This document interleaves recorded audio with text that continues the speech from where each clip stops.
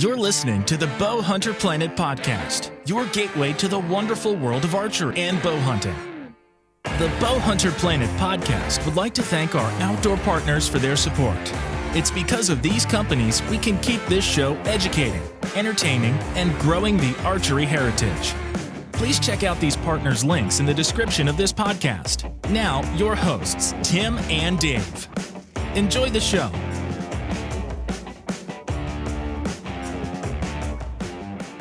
Hey guys, and welcome to the Bowhunterplanet.com podcast. We hope everybody's having a safe and good time hunting this year. You know, right now it's pretty much the middle or maybe towards the end of the season as we go through. But today we have a special guest, Casey, on from G5 Outdoors, who makes Prime and Quest and MONTEC. I mean, they make all these great things. So Casey, thank you so much for joining us today. How are you?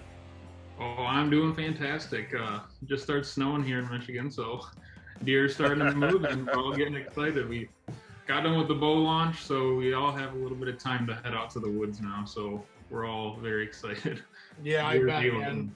Busy time of year for everybody, especially you know, you guys launching the bows and all that kind of stuff. I think Dave will probably talk about his experience with the one that he just shot coming up. Word is he loved it, which is awesome. Yeah, so it's an exciting time though. First off, I just want to say how exciting it is to talk to a Michigander. It was very rare. There's not many companies in the industry that we talk to are from Michigan. So, you know, awesome. That's number one. Number two, when it comes to bows, the inline was absolutely amazing. Like, I was blown away. In fact, I drew the bow and I'm like, really? Because like when it locked in, it was like so solid, and I was like, "Wow, this is a nice shooting bow." At first, I'm like, "I'm not sure, you know, do I like this bow?" And this said, now remind you, this said 70 pounds, so I'm doing this is a little more than I normally pull, because we're doing the speed test in the video. Yeah. And then I dropped it to 60 to do the shot segment, and then I was like blown away. I was like, "This is like unbelievable," and the power that comes out of this bow, and the speed. I was like, dude, these guys aren't messing around this year. This thing is legit, and they're going for top shelf here on this bow. And I could tell, like when I shot that bow, I was like, this is serious business right now. These guys engineered something that's nothing like I've shot before. And it honestly, as of right now, I want to say it could be the best shooting bow I've shot this year. I mean, absolutely an amazing bow. So I guess tell us a little bit about the inline. Like, how did this come to be, this bow from Prime? Yeah. So yeah, this bow was a very, very big move for us. Obviously, as Prime, we've been known for our parallel cam system, and the whole purpose and design behind that system is to eliminate cam lean. So it pretty much evenly distributes that load throughout the draw cycle on that main axle. So what our engineers were able to do is condense that system, and we've been working for I think 3-4 years now on how do we accomplish the same thing that the parallel cam system does, but make it just a simpler system. And we love the parallel cam system. There are a few cons to it, which we were able to accomplish fixing in this cam, but it's a perfect system. It really is. But the only thing that we didn't like about it is it's a little bit intimidating for the end user. Is you have all these strings, cables. We had a 7-track system last year. So as much as it works, it's very intimidating, and it's just a pain in the butt to get tuning and stuff like that. So bringing it to a single track system and accomplish the same thing that we did with that parallel cam was a big feat for us. So the way we did that is, as you're drawing back the bow, we have a mod that takes those cables and actually moves them in line. It brings that cable underneath your main string track, so it perfectly balances that cam, so it gets rid of your cam lean, and it's just more consistent. So the more consistent your cam works, the more consistent arrow flight you're going to have. You're not going to be as wonky with different arrows, different spines, stuff like that. You're going to have just a more consistent arrow flight. So that was kind of the whole premise behind the inline cam system, and we ended up finding out that having the parallel cam added a little bit more vibration. You have a lot more metal spinning, so it wasn't as fast as this bow in a lot of cases. So we just had quite a bit of things a lot of positives that ended up coming out of this system. So, but I mean, as soon as we put it on a bow and we took our first few shots, it ended up, it shook. I mean, it shocked us all. We were all very pleasantly surprised with the way this thing turned out. So, I think it's important to note that. I think it's important to note that creating a new cam is like one of the hardest things to do in this industry, and very rarely do you see a company actually create a whole new cam. We've seen some other brands, but it take them many years to do it. And you guys did it super fast, and not only is it super fast, it's super efficient. And I could tell just by shooting it, I was like blown away by the shot performance. But I do recommend everybody who's listening, watch the video from Scott that online that G5 Prime has that goes through how it works, and like it actually shows how it balances to the center every time you draw the bow, and that is literally an incredible video. We tried to cut a piece of it into our video we did because I was just blown away how it made sense the way he did it with the drawings, so people could understand. But super efficient. The other thing about the bow that was interesting to me was the curb appeal, the sexiness of the bow. Like literally it goes down and goes swoosh, and I'm like, whoa, like where'd this thing come from? And so I actually made a post earlier on saying, man, look at these curves, you know, and it just like engineered and machined so cool the way it curves in at the bottom. I was blown away by the curve at the bottom. Tell us about that. Like, how do you guys come to that idea? Like, hey, let's just twist that thing at the end and make it look badass. So that actually has a purpose. It's called the swerve. And what our engineers did is, for the longest time, we just had a straight riser that went straight down and there was no curve. So everything that we do is based on balance. So our cam system is based on balance. We have our center grip, which is based on your hand being in the center of the riser and it's perfectly balanced. So what that swerve at the bottom did is we wanted the riser, because whenever you draw a bow, your riser, even if it's aluminum, it's the strongest aluminum in the world, it's still going to bend a little bit. So we wanted that riser. So we put a laser on the top of the riser, a laser on the bottom. And then as we drew the bow back, the laser would kind of move, and you'd see how that aluminum was bending throughout the draw cycle. That's so good, what we did is they both bend differently in every single bow on the industry. So what we did is we took those lasers and we made that swerve, which ended up, you have the exact same pattern on both the top and the bottom as far as how the riser is moving. Oh, wow. So it's perfectly balanced. It's perfectly as in tune as you can get a riser. So as much as it looks cool, there's a big purpose behind it. So that's interesting. I wouldn't have thought that. I would just thought, it's like, hey, let's throw a curve in it, but that's awesome. Yeah. That's pretty cool. That's the thing is, I mean, our engineers they're so nerdy and they're so awesome. They know their stuff. So, I mean, our cam system alone, that video that you saw, that 5-minute video, that was initially a 35-minute video. And just like Not go surprised. how it all works. And I mean, just sitting there recording it, it's just like, all right, we gotta wrap this up at some point. I don't know if you saw our cut of it. I actually cut it up for you in my video because I was like, it's still too long. I gotta snip this thing. It's gotta be just show me the main thing that's gonna happen here. So this bow launched in the 1, the 3, and the 5. 31 axle, 33 axle, 35 axle, 30 to 80 pounds, which I think is awesome to give that ability to people who want the 80 pounder. And I know probably most people don't use that around here, I would think, but out west, maybe they'd want it for, if they have to shoot distance. I remember having a conversation with somebody hunted out west, and he told me his normal shot 60 yards. So I was like, dang, like my normal shot's like 18 yards here in Michigan. Yep. No, it definitely comes in handy out west. Let's see. And then the bow. So now let's talk about the draw lengths, because it does look like you guys missed the 31-inch mark. Is there a reason for that? Is that cam just not able to get the 31, or how does that, what's going on there? So there is a reason behind it. It's something that we've struggled with the past few years, and it's something that we're addressing for next year's bow. But the reason behind it is because of our center grip. It bumps the hand up in the riser, so it shortens that length on the top cam. So where we can only get a 30.5, it's that cam is equivalent to any other bow on the market getting to like 32 inches. So that's a lot for us. Yeah. So is there a way Is there a way a 31-inch person could use a 30.5? Like, I don't know. I'm asking. I don't know. Can you tweak anything in the string or the there's loop? definitely ways around it. Yeah, you can. We don't recommend it, but you can take a few twists out of a string. You can. So see your pro shop.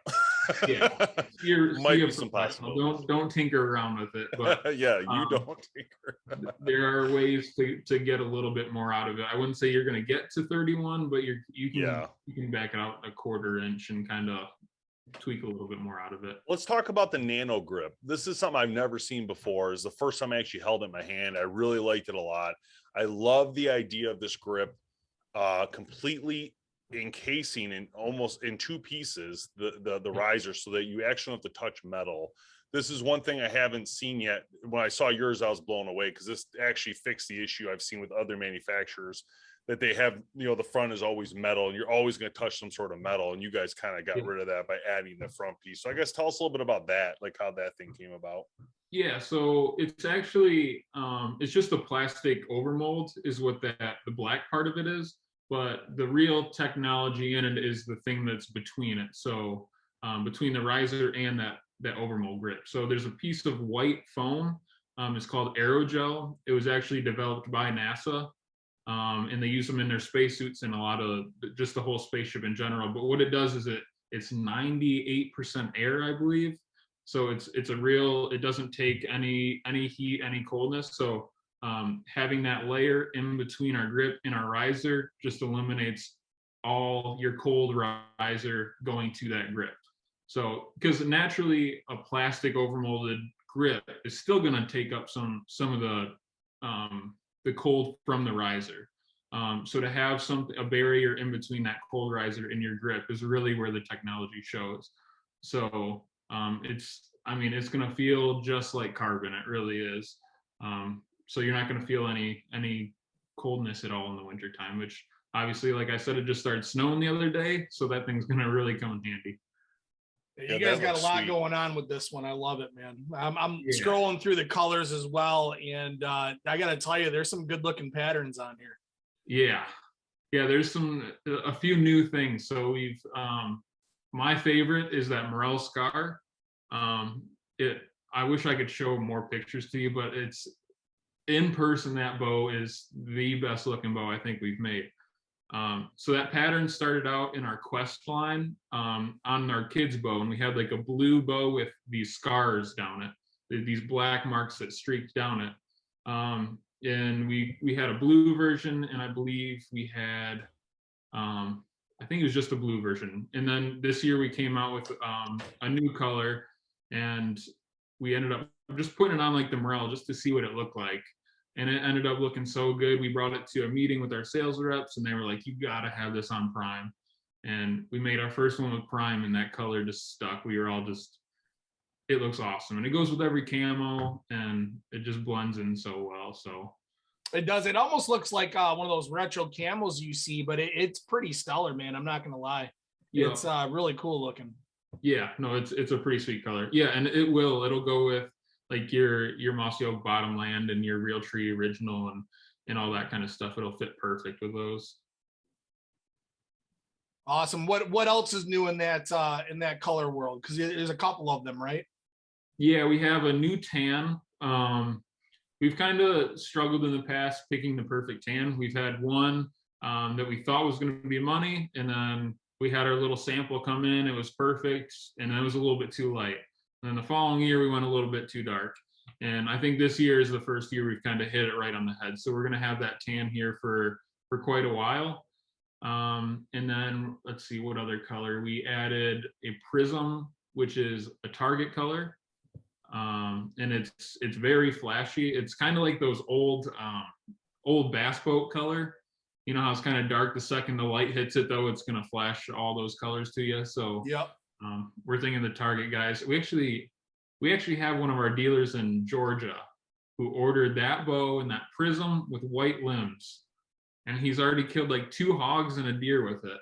I was like, "What are you doing out in the tree with this shirt?" Yeah, with this bright ass bow. But I love it. It looks almost holographic, if you will. Yeah, it is. So I wouldn't recommend it for deer hunting, but I can't say it hasn't been done yet. So No doubt. Well, I've seen some of the outfits that people wear, and if the deer don't see them and what they're wearing, maybe the bow isn't going to blend. Cigarette hanging out. Bad, right? Yeah. I mean, if the deer makes it close enough to see that color, he's a dead deer already, right? Yeah, no doubt. No doubt, man. That's cool though. Oh man. So hey, tell us a little bit about, I want to get into the G5 accessory stuff, but first tell us about G5 as a whole. Like, I guess tell us about the Grace family, like how it works and like how it's formed, if you could. Yeah. So the Grace family they started out I don't even know how many years back as an engineering company. And they did that for quite a while. And that's kind of still one of our major, which is why all of our other products are so precise and so technical, is just because we have the capabilities and the experience to do a lot of that, really that high-end engineering. So that's the way we started. And then I think 25 years ago, we had Lou Grace, which is Matt and Nate, his two sons, his father. So Lou Grace started G5 25 years ago. He's a big hunter, so he kind of just got into the broadhead side of things he's a big innovator too. So he just kind of had a few ideas in the hunting world and made those, and then ended up a few years later designing the MONTEC, which is still G5's #1 selling product and kind of what we've been known for since the beginning. So started that, like I said, 25 years ago. He has 5 kids, which is where the G5 name comes from. It's Grace and his 5 kids, so G5. Ah, cool. And 3 of his kids worked for us, and now there's 2 that still, one of them's our CEO and one of them's the chief of engineering. So we still have those 2 running the show. And 10 years ago we started Prime. So we had a bit of experience in bow making, bow building, just because of our engineering background. We used to make Elite's bows actually for quite a while. And then we kind of had a few ideas that we thought that we could do some things better. We went to Elite. They didn't like our ideas, so we decided to kind of go and do our own thing. And that was kind of the start of Prime. So we're really just an engineering company who has a big passion in bow hunting in the archery world. So, well, you said something that was small but is actually big, is that MONTEC is your #1 seller. But I'm going to actually go out there and venture to guess that the MONTEC is actually the industry's top fixed blade. it is. I mean, when you talk about fixed blade, the G5 MONTEC, I don't know anybody that doesn't know that broadhead, that hasn't shot that broadhead. So yeah, absolutely your #1 seller, but I would venture to say that it's probably the industry's #1 seller as well. It is. Yeah, we're the leader in fixed blade broadheads. And people seem to know MONTEC before they know G5. So it's yeah. We had who do we have on the other day? It was 10 Point that we had on, and lo and behold, MONTEC. company 10 Point, known for quality, right? Just like G5. And who do they lean to provide a broadhead for their crossbows is MONTEC. So yep. I love how they even said it though. They're like, no, we weren't going to try to make a fixed head. We know who makes the best one. We're doing the MONTEC. That was a fun project. That's great.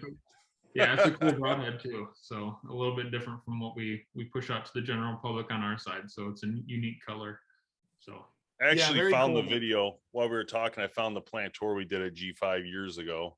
I'll put it in the chat for you guys. I don't know if you guys have seen this, but Lou's in there. That was the one thing Kevin did. Remember? I don't know if you remember that, Tim, but Kevin went there. Yes, I do. I remember that video. Yep. They filmed that thing for hours. It was he was there all day. He went through the whole process with Lou on how to make a bow and everything. It was awesome. Well, and it was really impressive. I remember the video because it was really impressive. The quality control, like the stress tests and all that kind of stuff that you put stuff through. It was absolutely amazing. That's from 2012. Manufacturing's one part, but then the testing that you do behind that to make sure that you're putting out quality products. I mean, it was amazing to see back then, and I can't imagine what you guys are doing today. Yeah. Yeah. No, yeah, that's from the start. Why that's why I think we do make such great products, is just because we had all of that engineering equipment and all that experience. And I mean, in the archery industry, you can I mean, if your riser isn't perfect, it's not going to make the biggest difference. But when we're talking about engineering and machining all these parts for the medical industry and for firearms, like you need to be very, very precise on how you do things and how the parts move and any imperfections. So to carry that over to the archery industry, I think that's why we're becoming one of the engineering leaders in the industry. So it's just that whole background in all those fields. So it's almost the perfect fit for sure. So the MONTEC, I mean, I don't know if anybody listening hasn't used the MONTEC, but if you haven't used the MONTEC, you're out of your mind. Like it's one of those heads that are just, symbolic with archery now. And anybody who buys them loves them. They're basically indestructible. I mean, they're a solid piece machined at one piece. I mean, it's unbelievable. Companies have copied you guys. Companies are trying to make things that are a solid piece now because of what MONTEC has done. But it doesn't change the fact that a MONTEC's a MONTEC, and that, everybody wants that. But let's talk a little bit about the expandable market and what you guys have done there, because you guys have had the dead meat for a while. And now, so did you guys add this mega meat a couple of years ago? Or when did this one come into the? We launched it at ATA. The last ATA we were all allowed to go to, which was, I believe, 2 years ago. 19 probably, yeah. Yeah, so we launched it there, which is, it's a 2-inch 3-blade expandable. So so a little bit bigger than anything else on the market. So our main competition, obviously, that broadhead was Rage. They own that expandable market. So we kind of thought, how can we do it better? And we added a blade, but our biggest thing that we did change was our blade angle. So it's a little bit more, it's not as vertical, it's a lot more horizontal like that. So it's going to get more of a slicing motion rather than a chopping. So it's just going to, even with a 3-blade, you're going to get a little bit more penetration than a lot of the competition, just because of that blade angle and the blades that we used in it. So well, you didn't slack putting it out there as a 2-inch either. That's a huge cutting diameter. Yeah, no. So which one of these do you use yourself generally when you're bow hunting? I have switched over to the Mega Meats as my full-time broadhead.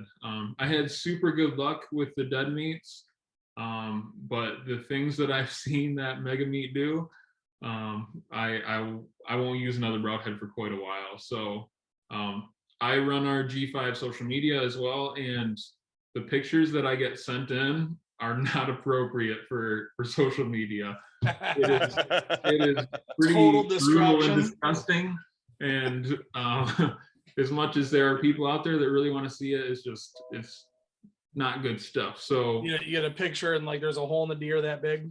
Oh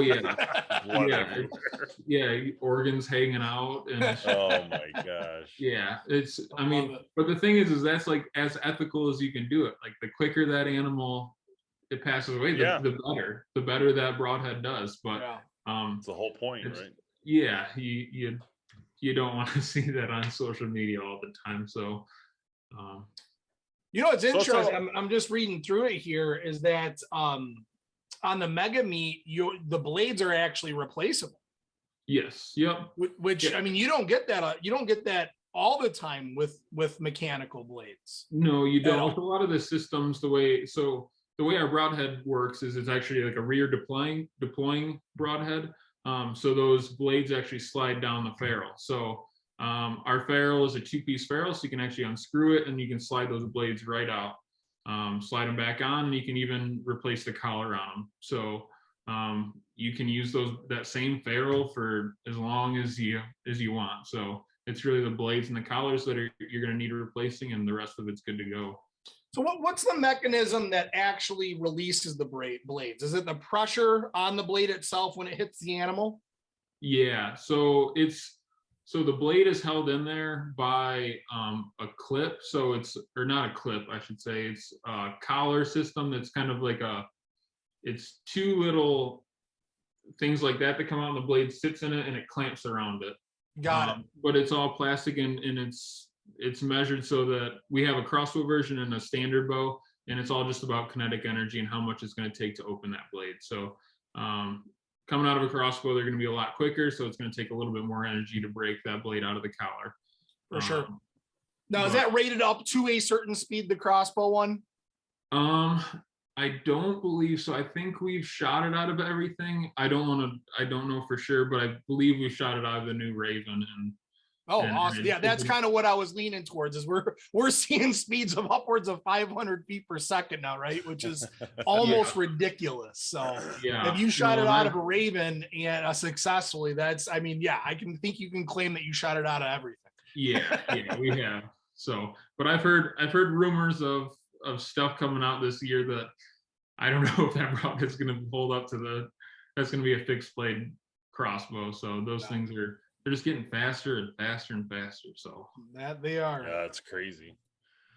So moving on to Quest real quick. Well, actually, no, before I do that, is there anything else you want to talk about in G5's accessories? Because I know that you guys have some other stuff in there. I don't think so, but I will say we will have something new coming out. A new broadhead here in a few months, I believe a month or two. Nice. Which will go in that expandable line. So pretty good where we're at with the fixed blade. Like I said, that MONTEC and the new M3 are pretty solid broadheads. I think those will last quite a while. So we're looking at the expandable to add one other option. So nice. Very cool. I think about a month. I think January we're gonna launch that. So excellent. Can't wait. So when we move on to Quest, the Quest is interesting because Quest gives you that ability to reach children, which obviously we all love, and that's really important for our sport of archery. I will say, I guess I'll let you talk about the bows real quick, and then I'll throw in my comments. So Quest, the way that it kind of started, well, so we've had Quest for quite a while, but it kind of took a downhill as soon as big box stores started doing what they're doing and shrinking the archery section. So that kind of hurt us a little bit as far as making like a really low price point bow. So with this Quest line, we've kind of converted it to a higher quality youth bow or a little mid price point bow. So it started out with that Quest Centec NXT, which is our kid version of a bow. So what we want to do is take a lot of the technologies that we've used with Prime and incorporate some of those things into the Quest line. So that youth bow, it's a tiny little bow, but it's super light. It's actually got the center grip in it. So I think that's really helpful for kids when they're trying to shoot, is you just want to make that experience as good as possible for the kids. So having a center grip, it's not going to be top heavy swaying like that. They're going to be able to hold on target and hold it up and not struggle aiming a little bit. So that was the whole kind of idea behind that, is make a high quality product, no plastic, and then make it easy for the kid to use. So it is a little bit higher price point than like your little Diamond or your Edge, but it's going to last a lot longer. It's going to be able to grow with them, and it's just going to be a better experience for those kids. So hopefully they stay in archery and hunting for a little bit longer than they would with a different bow. Now, what's the draw weight and the draw length range on those? 19 to 26 draw lengths. Yep. 26 axle, 15 to 45 pounds. So a nice variety there. And 270 feet per second, 2.8 pounds. That's super light. Yes, that is super light. Yeah, super light, and it feels even lighter when you're holding it, just because of that center grip. So it's, like I said, just for the kids, it's easy to hold, which is the main thing. This is sick. It's like Galaxy. That is so cool. Color Galaxy. I love it. My kids would want that in a heartbeat. That is the coolest idea. How do you guys use that? I love it. So cool. And here's the grip. I think you're talking about Easy Grip. Yep. So our Easy Grip, that's one of the things that we designed, because a lot of the times kids grab it the wrong way. So to kind of teach them proper form from the beginning on this is how you hold it. It's not going to hurt your wrist. It's going to be easier this way. So to throw that little grip in there and teach them how to use it from the beginning is just going to hopefully enhance that longevity of your kid shooting a bow. Yeah, it's really cool.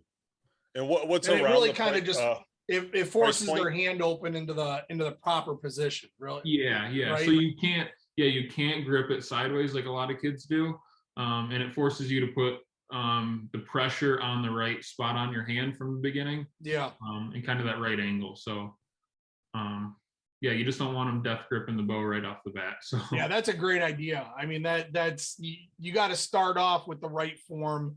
You don't learn the right form off the bat, and you're gonna struggle, for a long time until you fix that. So, what a great idea, man. Yep, Cool. I like it a lot. Is this something you guys sell in general, or is this only on your bows?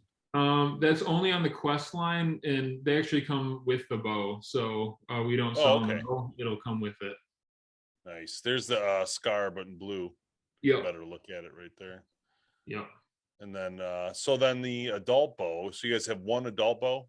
Yep. And that's our Centec. That's kind of our lower price point, but in the Quest line. So we took a lot of our parallel cam system stuff and worked it into a single cam. So it's pretty much a prime. A little bit less machining on it. So the really detailed stuff that we do with prime, we don't necessarily do on the Centec. So it's a little bit heavier, but it's the same style riser, same style cam, just in a lower price point. So that's kind of how we cut a little bit of the price out of it, is we left a little bit more material on it. It was a little bit easier for us to make. But it's, like I said, it still has all that same technology to it. And that's kind of that Centec line. So what kind of price is this bow? That I believe is $650. Oh, that's not bad. That's right in the middle there. Mm-hmm. That's one thing I love about this kids bow is that, when we talk about other brands, like you guys basically positioned yourself at the top of that kids bow concept, right? The price point. So if if you want a kid's bow and you want the best of the best, you're going to spend a little more money, but get this. So I love it. I think it's a great idea. Separates you guys as well. And, gives a little bit more and gives more actually in the package, right? You're getting a better bow. So that's awesome. Love it. And I love the adjustability of the cams nowadays. It's so awesome to be able to see a lot of kids fit it. Yeah. And it's one of those things that it just grows with them too, with draw weight and draw length. Especially when you're spending that kind of money on a bow like that, you want it to grow with them. So, is there anything new coming from Quest this year, or not at this time? We have a few new colors coming, but we're working on some other stuff. I don't believe for this year. I think it's next year. But we are working on some stuff for Quest. It's just going to take a little bit of time. So we had a lot going on with Prime this year. You guys still making your own strings? We do. Yep, we make all our strings in house, and we still do the free strings and cables for life. So, any bow that you've previously had and you register it, every 2 years we send you free strings and cables. As long as you have that bow. That's awesome. I didn't know that. Yeah, that's actually really cool. Yeah. Wow. So I don't know if I've heard that before. I didn't know that. Not from you guys, but just like. Never heard of that. That's pretty unique for the industry. It is. Yeah, we're the only ones to do that as well. So it's one of those things where we want our equipment running as high end as we can. And obviously strings and cables, a lot of the time people don't replace them. But us giving people the option to replace them, and it's just the bow just performs better when it's got new good equipment on it. So it forces them to bring it into a dealer, get new strings and cables, and make sure that bow's tuned and set up again nice and correctly. So it really helps the bow perform well, and it helps people get in the shop and make sure their bows, there's nothing wrong with it. So yeah, I love that. That way when I miss, I know it's me. Yes. Exactly. So out of the three prime bows, the 1, 3, and 5, which one's your favorite, or which one would you be using this year? I have the 3.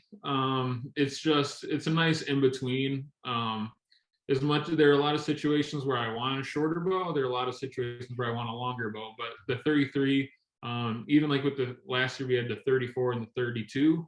The 33 just seems like it's the perfect axle to axle bow. It's just more of an all around. We do a little bit of target shooting in the summer, and then we do a lot of hunting. So it's just that nice middle of the lane bow. So now be honest. Yeah. Do you have that thing cranked up to 80 pounds? I do not. No. No, I do a 70-pound bow, and that's as heavy as I'm going. No, we had a guy in the office who went up to 80 pounds for his first time last year, and it didn't last long. As soon as the cold weather hit, trying to pull an 80-pound bow is hard. So I bet. Yeah, just a nice 70 pounds works for me. There you go. I like it, man. I like it. So you said that you're going to be able to get out. Have you gotten out yet this year? Actually, if you haven't hunted earlier this year, if you're hunting in Michigan, your season's still coming up then for late season bow, right? Yeah. So, Okay. so I actually told myself this year that I've been frustrated from the past few years in Michigan. And I told myself I was not going to buy a tag here in Michigan this year. Yep. Put all my time towards Ohio and try to get it done there. There you go. I took my brother-in-law hunting, trying to get him his first deer. And last week, actually just a few days ago, we went out there and we had doe in the field, and he shot his first doe. Well, half an hour after that, a deer that I had on trail camera quite a while back shows up, and he's mid-30s deer, which is a great deer for Michigan. Yeah, not bad. Came to 25 yards, and I'm sitting there without a bow with my brother-in-law after he just punched his tag. So needless to say, I will be heading to Bass Pro Shops tomorrow to pick up my tag, and that's where I'll be for the rest of the year. There you go. I like it, man. You gotta get that big boy down for sure. Yeah, I'm trying. Good. That's awesome. Now, it's funny that you say that about going to Ohio and kind of frustrated with Michigan. Dave and I talk quite often about that. Like why do we continue to buy tags? And this year was no exception. It was a struggle for a lot of hunters that I heard, and it was a struggle for us too. Not only seeing size, but just it just seems to be different quality deer the last couple of years, and the frequency's been a little bit different as well. A lot of that, some of that has to do with our own property that we're hunting and changes that kind of occurred on that property. But we always talk about, man, I think we need to move south of the border here when hunting season comes potentially. Yeah, no, it's actually, so this year I've actually noticed kind of the opposite. But I think it has to do with, I hunt on my grandpa's land, and it's just about 8 to 10 acres. So it's a smaller little piece, but I think we've been seeing bigger deer than we ever have the last few years, which isn't saying much, but they're bigger than what we've seen before. But I believe that the reason is his neighbors are just getting older and older, and they're not hunting as much anymore. So it has all to do with hunting pressure. But before you know it, he's going to have his grandkids out there, and then they're going to be into it. So I got a nice little gap here where I got to shoot some deer before his grandkids get old enough where they're hunting too. So yeah, what drives me nuts is, you hunt all season. We didn't really see anything too sizable come out or anything like that. And then I'm sitting on my couch yesterday, and I'm reading, scrolling through Facebook, and I see 2 articles from Fraser, Michigan, middle of the, suburbs. Yeah. And there was an 8-point crossing one of the busiest roads. And then they rescued a 12-point out of a pool in Fraser as well. And I'm like, those city deer, man, they're a different animal completely than what we see when we're not in the city. So yes, Michigan's got the potential to grow some giant deer. It's just managing, I don't know what the problem is. I mean, there's a lot of management that needs to happen, I think. So yeah, I agree. All in good time, hopefully, man. Well, I wish you luck. It sounds like you're going to be out and about and in the field. That's going to be a great time for you to put that prime bow to the test and hopefully get her done, man. Yeah, I'm going to try. Hopefully, just does the same thing he did the other night. Good deal. But all right, Casey, how's your season going? Terrible. Sorry, unless you wanted to. Dave doesn't like to talk about it. No. This season's been terrible. I'm actually I got gonna try meat in the something freezer, different. but that was an early choice, and that early choice to put meat in the freezer paid off because there wasn't much that happened after that. Yeah. So I just want to try a little something different for the show. I'm going to actually go through a couple of the comments people are leaving on some of the posts we've done for you guys, and just get your opinion on some of them. I mean, some are going to be BS, right? I'm not going to talk about those just because it's stupid. But let's see. I'm going to go to TikTok first because that one had a decent amount of good questions. Let's see. Okay. comments. I have a prime rival, need an update. Yes, sir, you do. That's awesome. I really need to buy a new bow one of these days. I really enjoy your test. Okay, thank you. Thank you. I guess it's for both of us. Yeah. That's awesome. That color, though, with a whole bunch of hearts. So I think the person actually likes the color. Here's the question on the we talked about this, but I'm going to throw it out there because it's on here. My question is, why did they make a 33-inch Axox bow? And the longest draw length is 30.5, but you've already answered that. So there's a couple like that. I'll just tell you now, there's like 2 or 3, but you've obviously answered the question. It's just not draw feasible length. Yeah, draw length was the number one thing we heard this year. So I just watched a demo video on them. Seems pretty killer. Would love to test against my Matthews. There you go. Can I buy it somewhere? I put yes, your local prime dealer. That was that one. Nothing too bad in that one. We'll see this other one. This other one, they really tear you up. I'm just kidding. No, go for it. I don't think there's much to tear up on that inline, man. I've heard nothing but good things. Yeah, finally got some prime. That was a good positive. I just bought a Logic CT5 trade ya ? I said no. What's the price? I put the price. I could use a new bow, but they come with the price. Well, every bow does, right? They're all saying you guys aren't any different in the price around your competitors. So I want one super sweet, all different people. I've always had an eye for them. Just not the wallet, but again, that's the same thing. I love my prime. Might have to get one of them and get it done like mine. Oh, maybe he customized it his or something. Love me some curves. Damn sweet curves. Whole bunch of curve things. That's great. Can't wait to get the shop and shoot one. So mostly positive stuff. There's a lot of people are asking, where do I get one? So, I mean, I just said, go to your local dealer. Obviously, they're going to have to go on your website. It's probably the easiest way to find it. If you guys are looking, just visit Prime's website. I'll link it below in the description. No big deal. I mean, everything's there. But it's back to hunting, Casey. Yeah, it's been literally terrible. It's only terrible for us because our spot has been compromised in a lot of bad ways. We hunt an airport and they put a fence up. And it messed up everything. They decided, the runway needs to be safe from the deer. We used to have like 70 deer come out in the fields. Now we saw like what, Tim, 20 deer total this year spread out and not even big bucks. on a 7-day trip, right? Morning, evening, all that stuff. 7 days, I saw 5 deer. One of them was a spike. The rest were all does. And they came in groups, right? So out of 14 total hunts, I saw a deer 3 times.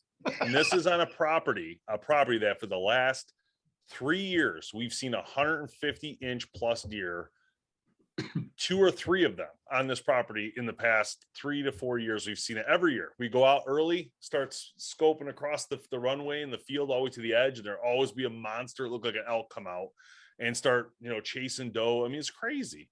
And then this year we're like, how could this happen? This is like total devastation. So now we're like in a whole different mode. We're looking at going to Emmett now, trying to find a new place to go. Yeah. Lease. It's been terrible. So yeah. So if anybody out there has a lease in Michigan or Ohio, let us know. Let us know for sure. We'll invite you, Casey. Don't worry about it. Yeah. We'll get you out there. Yeah. We'll get we gotta get back to G5 soon. I gotta come back and see the place, and I actually never got to go, so it was only Kevin. But being so close, we gotta definitely get that going. That'd be fun.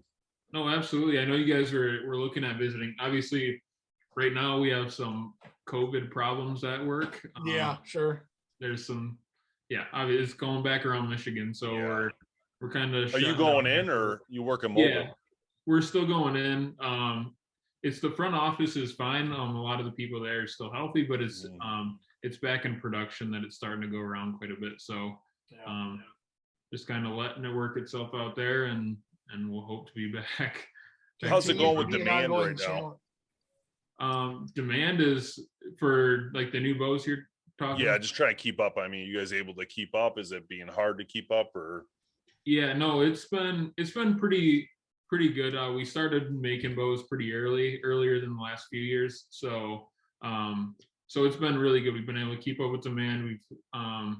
We're up, I think 140% right now, which is really good from already a good year last year. So this new bow has impressed quite a bit of people, and it wasn't just kind of us that it impressed. So it's good to see that the people, so it's just going to be making them fast enough to go out the door. So We think the more people that shoot them, the more orders we're going to get, and just keeping up with that's going to be a struggle this year. So just in your thought, which one of the three models, the three sizes, do you think will do the best overall? the 33, I think. Is that generally what people buy, that size, you would say? Yeah, with our center grip, it makes a longer bow feel short, just because it's pretty balanced. And as far as we bump the grip up to the center, so you have a shorter amount of metal from your grip up.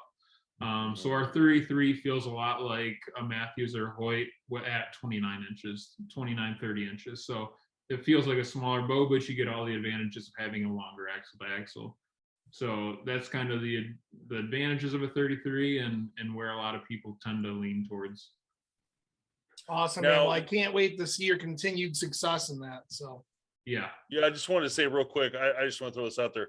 You guys said 337 IBO, right? I believe so, And, yes. I'm just gonna see what I got real quick. So this is amazing to me. So you said 337 IBO. I got 331 with a hunting rig 2970. So that actually means that that your bow is probably faster than the claim, which is crazy to me.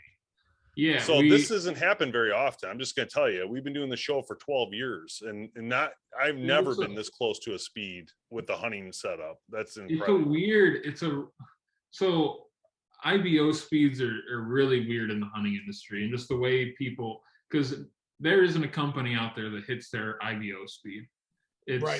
It's weird how much people lie, and we try to be as honest as we can. So that IBO speed, we've hit it before. We've hit it multiple times, and that's kind of, so I would say our speed is usually a little bit below IBO, like 4 or 5 feet per second, but our competition is lined by 10 to 12 feet per second a lot of the time. Yeah. So yep, we've it's seen weird that too. Yep. So we put an honest IBO out there, and it seems like a lot of bows are hitting that IBO, and people are kind of just like you or Dave. You're acting a little bit shocked that it hit IBO just because. Well, because most of them don't. Most of them are pretty. Yeah. I don't. Here's the thing. We actually don't touch IBO standard on purpose. We leave it alone. Mm-hmm. We do a BHP standard, which we're actually going to start labeling and giving everybody if they want to use it, because we do it with a hunting rig. And our thought is we want to shoot it with a whisker biscuit, with very specific things that a normal hunter would go out and do and give you a speed. But what I've been telling companies for years is, and I tell us all the time, I say, why don't you just use the speed that I'm actually getting, that way, it's like this is a BHP rated hunting, speed. And if you're going to hunt, this is what you're going to get. But 331 is absolutely incredible. Like, this is like a fast freaking bow. And the way it was hitting and stuff, like, I was literally blown away. And I shoot a lot of bows, man, like all the time. And that bow hit super hard. I mean, with very good smoothness. I'm not just saying this. I'm just being honest. This is kind of one of my favorite. That's good to hear. No, we're here. You guys did something right. That's all I'm saying. Something is really clicking in a great way. But this speed was incredible. Absolutely incredible. Yeah. So hats off. Well, thank you. We appreciate it. I know. For sure, man. I'll let our engineers know you guys are very happy with it. So. Awesome. Well, thank you so much for joining us. We really appreciate having you guys on. Again, fellow Michiganders, very happy to chat with you guys, and very excited for you guys. We think that this is something major. This bow could really define you guys for the future. And from what I've seen, it's going to be a very positive future for you guys on this bow, as long as people shoot it. So you got your dealer, shoot the bow. I'll link below their websites so you could go and find a dealer local near you, but definitely shoot the bow. Don't buy another bow until you shoot it. That's all I'm going to say. Yep. That's all we ask. We trust our technology enough to beat out the competition. So that's all we do is ask you. I mean, a prime is not going to fit everybody. There are people that are going to like a Hoyt, and they're going to like a Matthews, or they're going to like another bow. So do yourself some justice, shoot every bow, and pick the one that you feel is more comfortable in your hand. So that's all we ask. All right. Thanks, Casey. Thanks, brother. Absolutely. See you next time. Nice talking to you guys. You too, Casey. Take care.